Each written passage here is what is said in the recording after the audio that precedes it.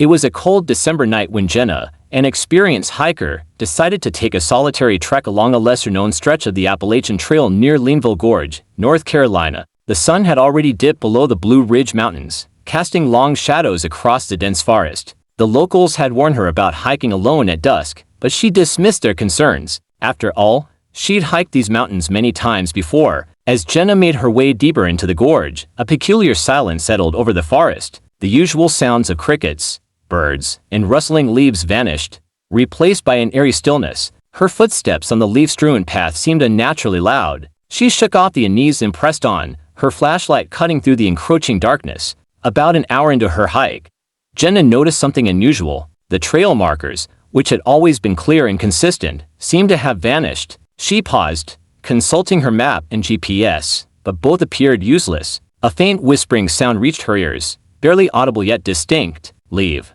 Now?" Jenna spun around, the beam of her flashlight trembling as it swept through the trees. No one was there. She chuckled nervously, attributing the sound to the wind, though the air was unnervingly still. Continuing forward, she stumbled upon a small clearing. At its center stood a crude stone circle, its edges blackened as if scorched by fire. Surrounding the stones were strange symbols carved into the dirt. They were unlike anything Jenna had ever seen, ancient and sinister. A chill ran down her spine as she realized she had wandered into something deeply unnatural. The whispers grew louder, now coming from all directions. They weren't carried by the wind but seemed to emanate from the very trees. "Leave, before it's too late." Panic set in. Jenna turned back, determined to retrace her steps, but the trail seemed to have changed. Familiar landmarks were gone, replaced by gnarled trees that twisted unnaturally toward her. Her flashlight flickered and died, plunging her into darkness. Then she saw two glowing eyes in the distance, reflecting the pale moonlight. They were too high to belong to any animal she knew, and they didn't blink. As the eyes drew closer, Jenna caught a glimpse of a shadowy figure, tall,